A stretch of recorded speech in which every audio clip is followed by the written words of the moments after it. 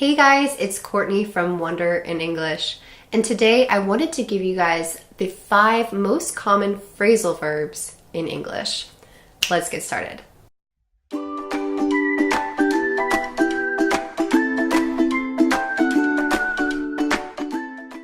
So first, I want to talk to you guys about what a phrasal verb is.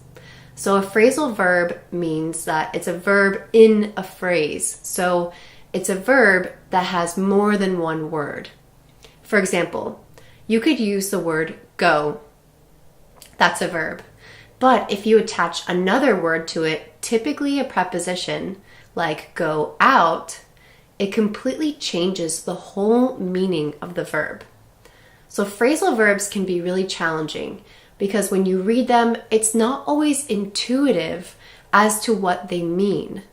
And there's also so many phrasal verbs. It can be really overwhelming for someone who's learning English as a second language. I have a lot of friends who are native speakers of other languages, but who have a really high level of English, and they have specifically told me that they struggle with phrasal verbs. Well, actually, I recently read a study that showed that there's about 100 phrasal verbs that account for 50% of the phrasal verbs that we use. So you guys really don't need to learn every single phrasal verb and use that all like a native speaker.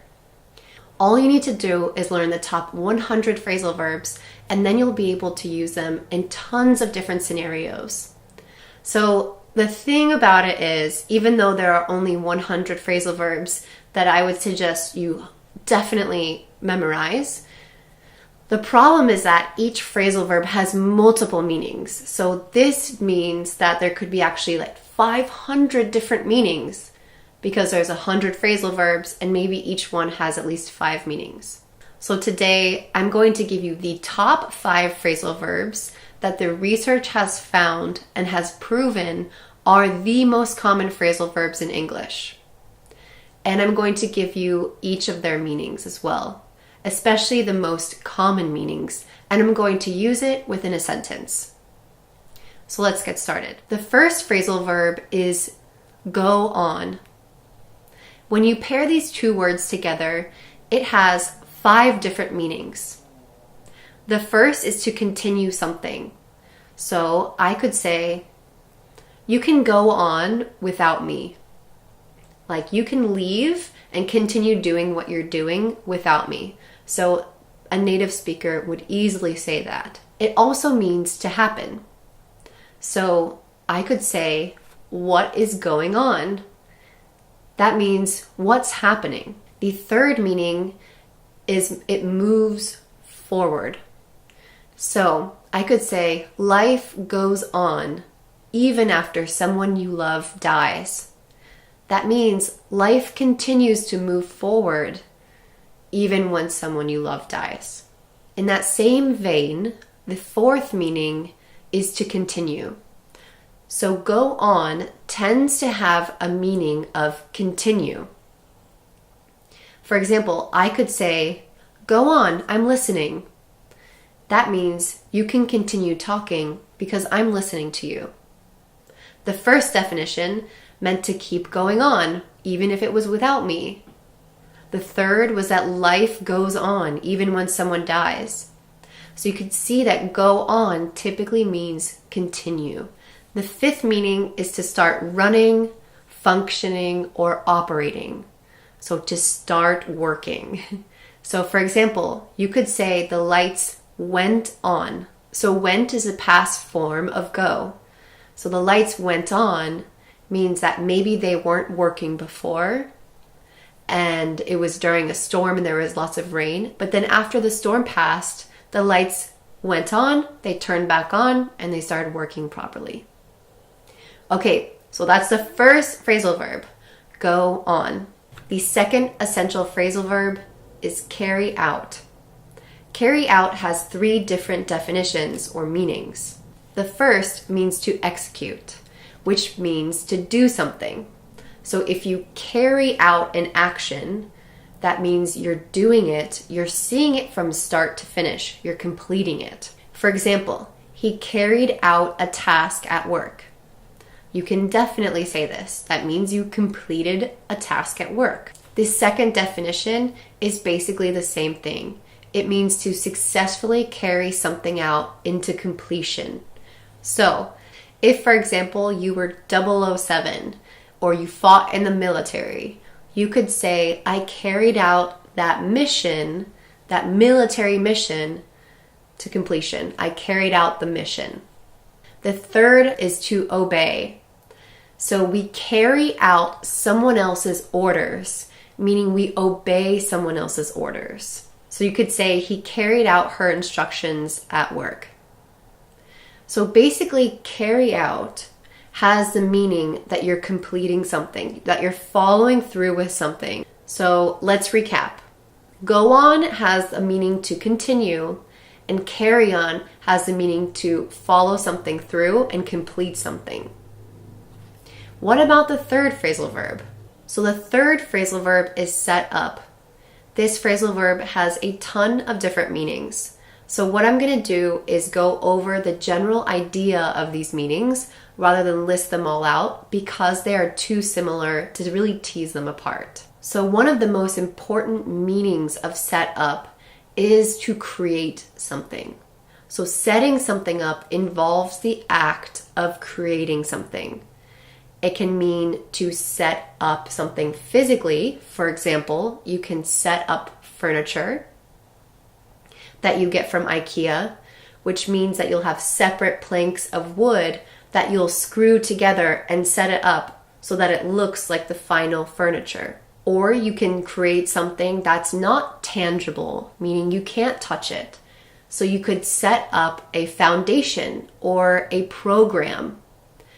For example, I could set up an English club online. I could set up an English club at my school. I could also set up a tent. So we like to use this when we're not only building something, creating something, but also when we're erecting something, like a tent. When you want to go camping, you set up a tent. You put poles in the ground and then put the tent on top of it. Something like that. You also say set up when you're trying to make it ready to be used. So you could say, I set up my computer so I could start working. So this means maybe I turned my computer on, I opened up my software, the programs that I'll be using for my workday, and I set everything up to get ready for the day. You could also set up a party or set up the table for dinner. This is to prepare for guests to come over. So you're getting ready for an event. You're getting ready to do something and you're preparing for it. That is setting up. Similar to this, you can also use set up when you're trying to organize something, when you're trying to put it in a proper systematic order. For example, you could say, the library is set up in a way that the books are in alphabetical order. It's set up or it's organized in that specific way.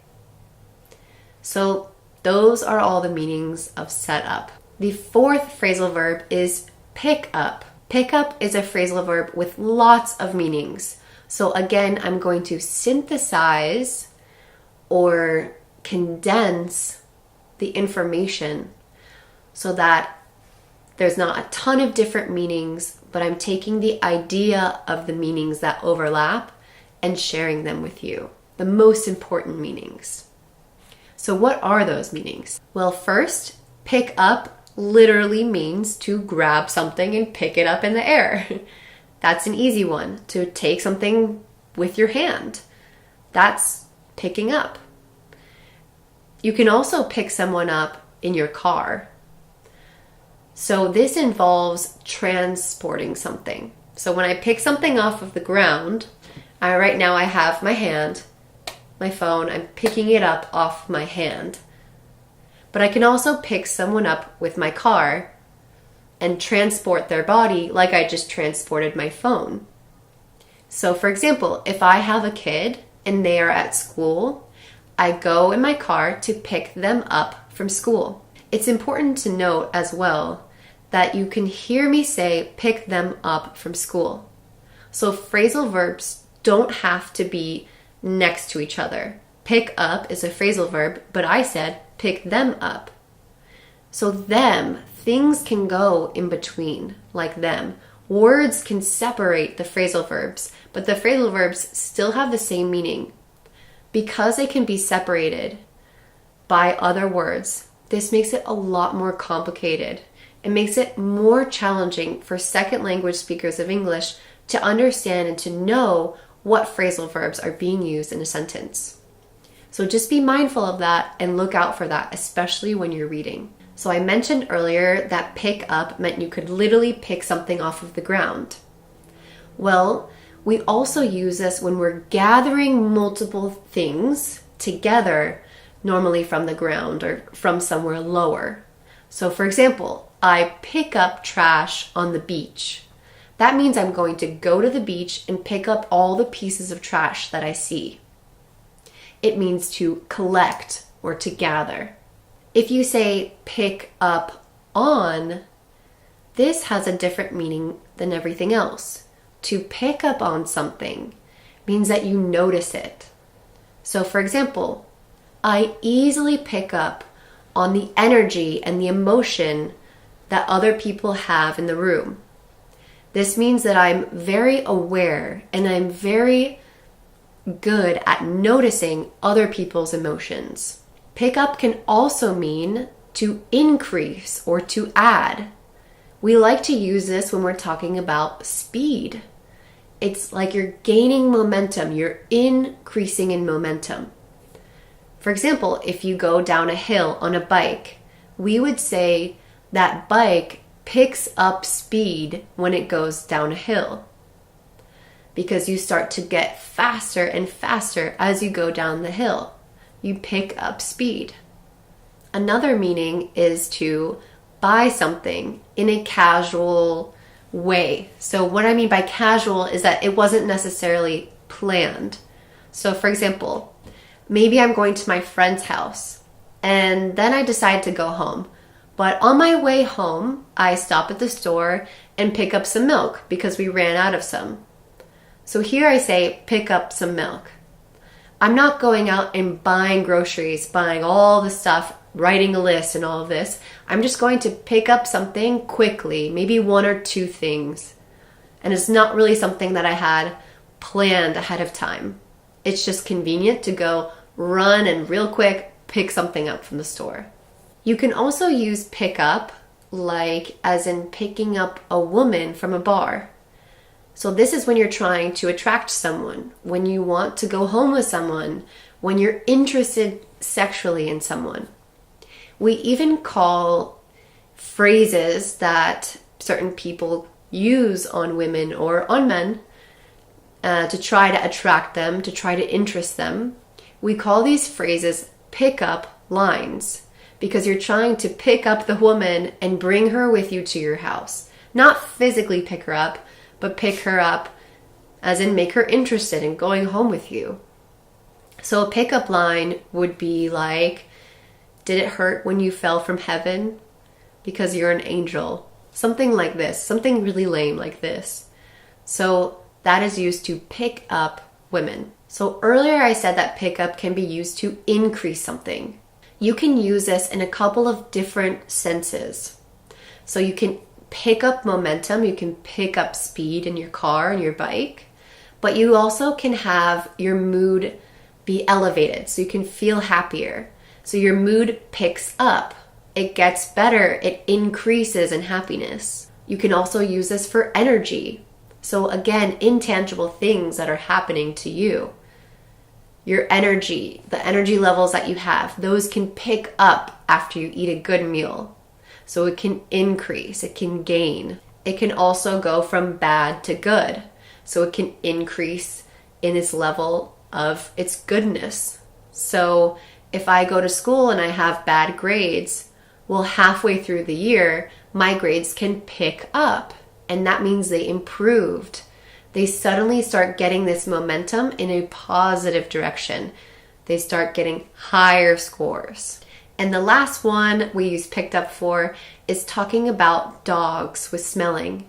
So dogs pick up a scent or a smell when they're sniffing around outside. Okay, so that's all of the meanings for pick up. We have one more phrasal verb to share with you. So the very last phrasal verb I'm going to share with you is go back. This has only a few meanings. The first is to belong to an earlier time. So you could say, I've been friends with her for 10 years, or we go back 10 years. So that just means that our friendship goes back or dates back to an earlier time, 10 years earlier. It also means to return to thoughts or speech about something. So you could say, I keep going back to the thought of my dad dying when I was young. So my dad did pass away when I was young, but if I kept thinking about it, if I kept going back to that time and that thought when I was young, then go back would be the words that I use. So go back tends to have this meaning of returning to a time in the past, in some sense, in some way. Okay guys, those were the 5 most common phrasal verbs in English. I promise you, if you listen out for them, you will hear them. They are used constantly. Phrasal verbs are one of the most common forms of communication in English. We use them much more than just normal verbs. I hope that this was helpful for you guys. If so, I would love for you guys to check out my website, wonderinenglish.com. So right now I'm creating a 30-day idiom challenge, which will come out in May on my website, wonderinenglish.com. Along with this idiom challenge, as a bonus, I'm going to include a worksheet of some of the most useful and most common phrasal verbs in English. It'll be super, super helpful with fun images and definitions and meanings and examples so that you guys can use these phrasal verbs on a day-to-day basis like native speakers do. Thank you guys so much for staying tuned. Don't forget to like, comment, subscribe, and most importantly, hit that notification bell. I'll see you guys next week. Bye.